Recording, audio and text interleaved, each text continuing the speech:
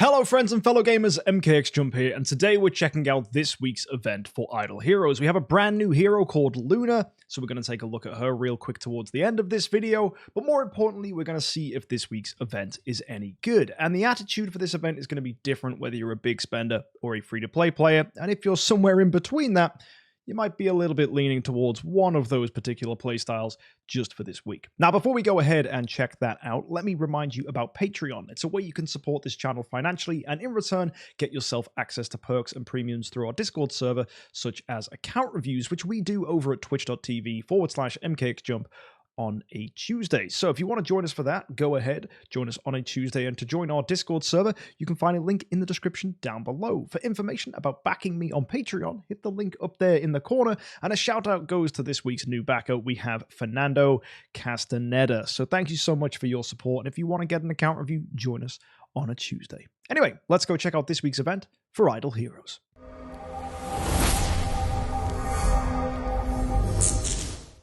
So we've got a heroic summon event this week, and that means we're going to get 3 scrolls and 150 gems every day for logging in. So make sure you log in to get those rewards. Now, this event is split into 2 parts. We've got the cool event and the brave spirit tourney. So starting with the cool events, we have the Palace of Eternity, which allows you to swap any of the 5 heroes you see here for the new hero, Luna. Now, I wouldn't do that this week because you will have a Transcendence event when Luna gets transcended in a month's time, and you can choose any hero as your reward hero then, and you can make that Luna if that's a hero you want to go for and get copies of. So I would much rather chase Luna in a month's time and do the swapping in the Palace of Eternity then, rather than do it this week when we're not too sure if she's any good.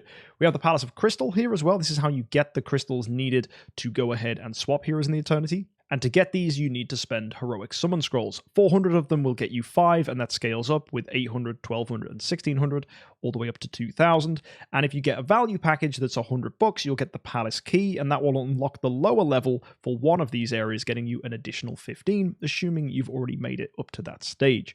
So that's how you get Eternity Crystals, and that's how you use them. Don't forget, we had Imp's Adventure last week, so make sure you use the Jungle Fantasy to get yourself rewards. I recommend using Universal Crystals if you've got them to bump yourself up to 3,000 to get yourself Starspawn cores. Perhaps if you have lots, you might want to go for artifacts, but that's quite expensive. So I typically would recommend people invest in Starspawn cores, as these are the best value from here. We have value packages for this week, and these are pretty interesting. They're giving you your normal gems, heroic summon scrolls, and palace keys, but on top of that, you're also getting treasure coupons and training room passes. And it's very difficult to obtain training room passes this week, and you can specifically get quite a lot of them by spending money. So you need to remember that you can buy these with money, or you can get it with contract story gems as well, and you get 40 for $100. So we need to come back to this in a second to see if it's worth it to get these, which we'll see when we look at the main event. On top of that, we've got the Hero Lottery, which rewards you with 4-star armor every time you get a copy of the new hero Luna. Summon prizes are getting you your usual things, which is going to be Prophet Orbs and Heroic Summon Scrolls. Asmodel is thrown in there at 200 points. 300 points will get you your normal soul symbols. You get a copy of Luna for 400 and a core with some relics for 500. On top of that, you're also getting 25 of these training room passes across the 500 scrolls used, and you can do this 4 times for a total of 2,000 scrolls, getting you a total of 100 training room passes. So if you have the scrolls and you want to use them, that's what we'll be doing this week. However, whether that's worth it, we'll discuss in a second. And finally, we have a hero exchange event where you can get a copy of Mockman or Vulcan using your altar store currency here, these altar stones. So if you have those lying around and you want to get a copy of Mockman or Vulcan, whether it's to have them on your account to build those heroes or if it's just to awaken them, you can buy them here in the altar store. Now, the more important thing for this week is the Brave Spirit Tourney. This is allowing us to get quite a lot of rewards, but the way you get them is quite complicated. So I'm going to try and simplify this as much as possible. Straight up, if you use the tickets that we saw earlier, these passes, you will get 10, 11, or 12 talent points, and they can be assigned to any of these areas: strength, willpower, endurance, and reaction. This is purely cosmetic and just creates this nice interface. What really matters is the rewards you get from here. So take a look and see if you find something that jumps out to you. I know the main thing people will see is soul symbols. They'll like that. You might want to go for orange artifact exclusive fragments. They're quite good. And one thing you need to know is you can't take something up to 1200 until everything else is 600. So you need to get strength to 600, willpower to 600, endurance to 600, and reaction to 600 before you can take reaction, for example, to 1200 and get some Starspawn Core 5s, or even take willpower up to get some Master's Toolboxes, which means those Master's Toolboxes are not going to be available for free-to-play players because it's going to be very difficult for you to do that. You also need to get 600 points to even get to that stage, and remember, one pass is going to get you 10, 11, or 12 talent points. There's also a 10% chance for that to double, and a 1% chance for it to triple. So that works out at about 120 talent points for every 10 tickets used, which, to put it in ways that is useful for this event, is 50 tickets to get 600 points. So that's basically the cutoff point we're looking for to get ourselves these rewards. Now, on top of that, you're not just getting these mediocre rewards, you're also getting yourself rewards in here, these goals for doing different things. So if you qualify a single talent, which is getting it to 600 points, you'll get an artifact or a flag and some relics, your choice which you get there. When you qualify 2, you'll get yourself the opportunity to grab a Core of Origin shard. When you get to 3, you can even choose Sublimation. And then getting to 4 is a little bit disappointing as it forces you to get a mysterious artifact selection chest, as no one really wants to be getting Spiritual Essence. However, this does contain Auspicious Lucky Cat, this chest, which is a bit better than the first one, because the first chest, actually over here, you'll see it doesn't. The best it gives you is Elusive Mirror. Now, once you start getting these things upgraded again, because once you get to 600 points, it's now time to go to 1200, you start getting even more rewards on top of that. So once you've reached the upper limit on one talent, you can start getting yourself even more things like cores and sublimation. Once you do it for 2, you can do that again. But when you get to 3, you start getting destiny materials or double bonuses here, such as 2 cores or 2 sublimation chests. And again, when you do the final one, you're going to get the same thing here too. On top of that, when everything is upgraded, you get 10 Divine Power Aurora Gems, 2 Core Chests, 1,000,000 Stellar Shards, 1,000,000 Crystals of Transcendence, a chest that contains any non-festival pink treasure, and on top of that, you get 30 treasure coupons. That's all pretty good stuff. But is it worth it chasing this event and going for all of that stuff? And heck, how far can free-to-play players get? Well, theoretically, a free-to-play player could pick up 100 of these items, which is enough to get 600 in 2 of these things. But that's going to cost you 2,000 scrolls to do that. And that's going to get you, in return, a mysterious artifact selection chest and a Core of Origin. 2,000 scrolls for that seems a little bit steep in my opinion. I would rather save them. So is there another way we can get these ticket passes? Well, the answer is yes, we can. If we spend 1,000 gems here, we will go ahead and fight a puppet. And this puppet will have 3 different things we can do, and we need to respond to it. So the Violent Wipe, we want to go ahead and do the Endless Moon, and that will deal damage to him. We'll do the Charge Strike, which needs the Crescent Strike. Basically, you have to time your hit so that you attack him, but don't land into his attack and take damage. And there's going to be different attacks you want to do in response. So let me give you the exact things, because I was kind of winging it there based on my memory. When he does the Violent Wipe, you want to do the Feint Dodge. When he does the Leap Forward, you want to do the Endless Moon. And when he does the Charge Strike, you want to do Crescent Strike. If you're ever confused, and if you're going to go ahead and do these attacks to spend gems, just go ahead, write this down on a piece of paper. Easiest thing you can do, and you can be like, oh, he's doing the Violent Wipe here, let's wait for his attack hitbox to come out, and then I'll do the Feint Dodge. All those different things. Now, is this worth it though? What exactly is going on here? Well, you spend 1,000 gems to challenge it each time, and if you do that 20 times, you'll get yourself 35 training room passes and a artifact chest here that contains everything up to Elusive Mirror. So no Auspicious Lucky Cat in here, but you also, every time you attempt, are going to get yourself some rewards here. And there's some nice stuff in here, like a little bit of Essence Sublimation, there's some Master's Toolboxes, Crystals of Transcendence, Stellar Shards. Basically, you have a chance to get some of these random rewards. But the main appeal here is the 35 training room passes, because there's always going to be big gem events where you're going to be able to invest in on this. But typically when you do this, you're looking to get bonus rewards on top of that, like sublimation or cores. The artifact is nice, but for me, it's not a huge selling point. And if you're a free-to-play player, I would only really invest in this if you had a massive load of gems, because Easter is coming up in a couple of weeks' time. So you don't want to blow all your gems now and not have enough for then. And then beyond that, in a couple months after that, we'll have Anniversary as well, which is going to happen in June. So just be mindful that saving gems is a good thing. And if you've only got like 20,000 gems, using them now might not be the best idea.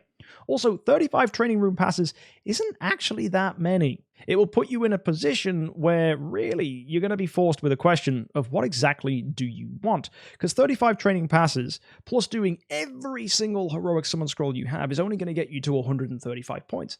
And that's no better than just doing 100 because you won't get yourself to another 600 stage. So I guess then 100 points is still what we're aiming for. And given we'll get 35 from using 20,000 gems, all you'll have to do is get another 65, but that's still like 1,300 scrolls, which is extraordinarily expensive. And I don't know if that sounds good to me, because all you're getting from 1,300 scrolls as a free-to-play player is an artifact here and a core of origin. That's just not enough to justify that. So I think the only way a free-to-play player could really engage with this event is to go in on this, get the artifact chest here, and then get another 15 points. And with those 15 points, pick up a second artifact. And that's only if you really need artifacts. To get those additional 15 points, you'll have to go in the summon prizes here, and you'll have to get yourself 5 there, another 4, and then 5 again. And that's only going to take you to 49 of these passes. So at that point, you're just going to have to pray that 49 is enough to get you all the points. And it could be. 49 might be enough. You might end up high rolling and actually hit that triple bonus, in which case it will be fine. But if you don't hit that, you're then going to have to use another 100 scrolls to get that artifact. So you can use anywhere between 300 and 400 scrolls to get yourself 2 artifacts. That's not terrible, but it's by no means the best use of your scrolls. And given Anniversary is about 3 months away, ask yourself this: are you going to have 1,000 to 2,000 scrolls saved up for Anniversary? If the answer is, if I use 500 now, I won't, then you'll probably want to be saving those scrolls. So in my opinion, it's potentially a good option to get 2 artifacts here. But remember, free-to-play players typically want to aim towards getting Sublimation and Cores of Origin. If, however, artifacts are something you're struggling with, I think using 300 scrolls is not necessarily a bad thing this event. But do remember, if doing that, you still do have to spend 20,000 gems, which for a lot of people is a big investment. So that's what I recommend for a free-to-play player: either do nothing or pick up 2 artifacts. But if you're a spender, it's a little more awkward. These goals here aren't really giving relatively great rewards. However, it is so bottom heavy. If you go really deep into this event, you are picking up quite a lot of great rewards with double bonuses here in Scattered Spirit Veins and Divine Power Aurora Gems. The same thing here right at the bottom. And if you go to the top and max the whole thing, you get even more stuff thrown in with huge bonuses to Stellar Shards and Crystals of Transcendence. And what makes things better for spenders is actually we have this here too, which is the Brave Sight gift. If you spend $100 this week, you get an additional artifact, and if you spend $200, there's a chance to get a Sublimation chest or a Core of Origin chest, your choice. And on top of that, there's a relay here, which is really solid value, which is going to cost you around $97. But if you do decide to max out this relay, it has the Enthusiasm privilege, which is then going to give you bonus rewards here. For every 100 scrolls used, you're going to get some scrolls back, and on top of that, you're going to get Cores of Transcendence and Stellar Shards with Crystals of Transcendence, with a total of 650,000 Crystals of Transcendence and 650,000 Stellar Shards up for grabs, and 26 Cores of Transcendence available as well. If you plan on spending this week and you do want to do 2,000 scrolls, going ahead and getting that relay is pretty solid because it's getting you all these things in return. However, for a spender, the only thing in my opinion worth doing is maxing the entire event, because the rewards only really start to be worth it once you've gone in super deep. Everything early on just kind of feels like it's not giving you enough. On top of that, spenders are going to have to spend 7,500 contract story gems to pick up these training room passes, and on top of that, you're going to need to get these 2 $100 packs and one $50 pack to have enough passes to do this entire event, which means you're going to have to buy the relay and an additional $250 worth of rewards, which is going to cost you almost $350, along with 7,500 contract story gems. For many people, that is a huge stretch and overinvestment, but what that will get you in return is over 7 opportunities for Cores and Sublimation chests. You're going to get yourself 6 lots of Destiny rewards, given the fact you get 2 from here, another 2 lots from the bottom one, and you're also getting yourself 2 lots of Divine Power Aurora Gems at the top. So there are great rewards available, but to get them, you do need to spend 350 bucks and 7,500 contract starry gems. Now, to break down the relay for those of you curious, you are getting good stuff here with gems, heroic summon scrolls, and these training room passes being thrown in. There is a total of 77 cores up for grabs here. You're also getting yourself 200,000 crystals of transcendence for the 20 pack here. And on top of that, even deeper in, you're getting 500,000 stellar shards as well. So you are getting a lot of these training tickets. You also get yourself here quite nicely some artifact essence to help make splendid artifacts. So there's a lot for grabs here, even treasure train tickets thrown in. So potentially this could be really, really solid value. But I don't think you need to buy this. I don't think spenders have to go for this. And as I said, I think the only way you could convince me to spend this week is by maxing the whole event. Honestly, I think even people who are just budget players or just minor spenders, just skip this week. Don't waste your money. Because let's look at this. I mean, would you really spend 100 bucks on an artifact? No, but if it's thrown in, it's nice. So it's just one of those things where you have to think, okay, I see if you're going for the relay, you do get an artifact. That's nice. Does that make the relay worth it? Yeah, potentially. But at the same time, it's 100 bucks. You're not really picking up much unless, of course, you spend 2,000 scrolls. And a lot of you might want to be saving your scrolls for anniversary and not have those scrolls saved up already on your account. That said, though, if you are planning on buying the value packs, then yeah, you are going to get a lot of scrolls here in return too, which might make your life a little easier. The final thing available this week is a new avatar. The only way you get this, though, is by doing 20 winning fights and never losing in this particular area called the Ring of Bravery. When you're fighting, you just have to make sure your attacks land properly, you get those kills, and you never ever lose. What's good about this, though, is those 20 fights are exactly what you need to get the artifact. So as long as you don't mess this up, you will get yourself a new little avatar, which is quite cool, and I can see why people would want this. Now, if you're wondering why some people have done literally hundreds of fights here and therefore spent hundreds of thousands of gems, it's probably because they're hunting to get as many stellar shards and crystals of transcendence, or maybe even sublimation materials as they can, and they just have way too many gems on their account, because there is no cap to how many times you can fight this. So it sort of makes sense that all the whales are just hunting to get as much of those rewards as they possibly can, in which case, good for them, fair enough. I hope they have a nice time doing that. To recap, I think free-to-play players should either skip this event or just pick up 2 artifacts if you need them, and I think spenders should consider doing the same, just skipping this event or maybe going in for a couple artifacts, unless you really plan on getting yourself 400 of these tickets that are going to be needed to get yourself the full completion of this event. For those of you curious on the totals, you're getting 45 of the tickets from the relay. You get another 35 here from the Ring of Bravery. You then get 100 for doing 2,000 scrolls, so that's already 180, and therefore you need to pick up the additional 220 by getting them from value packages with contract story gems and with money, and that'll set you back for a total of 350 bucks. So that's a lot of money, but I can see why some people would do it, as the rewards you are getting are pretty substantial. So if that's something you're interested in, let me know in the comments section, but I very much imagine many of you are just going to pass this week's event. Now, before we move on, let's go take a look at the hero for this week, and I am sorry to say she is textbook disappointing.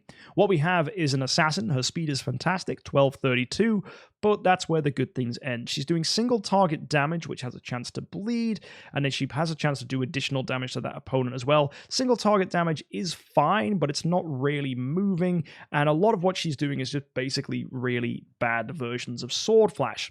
What she does have is an ability that gains her benefits after she kills, very similar to Sword Flash, that then allows her to deal damage to 1 extra enemy when she does her active skill. As you can see, the skill attack hits 2 targets instead, and she restores energy for herself after releasing basic attacks. So I guess she's feeding herself energy, she's getting good damage against a single target, but honestly, that is not enough to justify her as a hero. Primarily damage-dealing heroes really get eclipsed by heroes that offer just a little bit more. In fact, she's in the Fortress faction. She's just a bad version of Saja.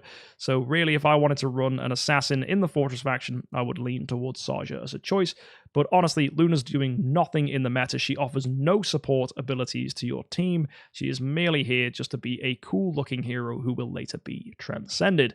And honestly, I don't even think she's going to do anything in the Idle Heroes 10-star Cup either. She just seems that uninteresting to me.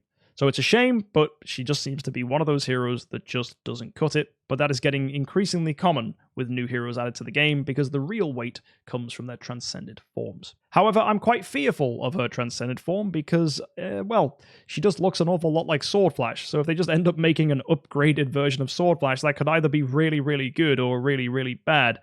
But yeah, I'm just a bit apprehensive because we already have a Fortress Assassin in Sword Flash, so I'm curious what they're going to add with this new hero, Luna. Maybe she ends up being crazy. Who knows? We'll have to wait and see next month. Subscribe if you want to catch that. I will be reviewing every event as they come out in the weeks to come. And on the topic of next events, we have Fantasy Factory, Prophet Orbs, and Heroic Miracle next week with Gaggy as the top reward for Prophet Orbs and Patricia as the top reward for Heroic Miracle. If you want more information about that week's event, again, hit the subscribe button. I will review it on Friday, as I always do. And hopefully you guys can stay up to date with what to do in the weeks ahead in Idle Heroes. If you don't have many gems, try and save them as Easter is coming up, and I cannot stress to you how good Easter will typically be. Festival events always end up giving the best rewards. Anyway, guys, I will see you next time. Thank you for tuning in. Have an amazing week. And of course, happy idling.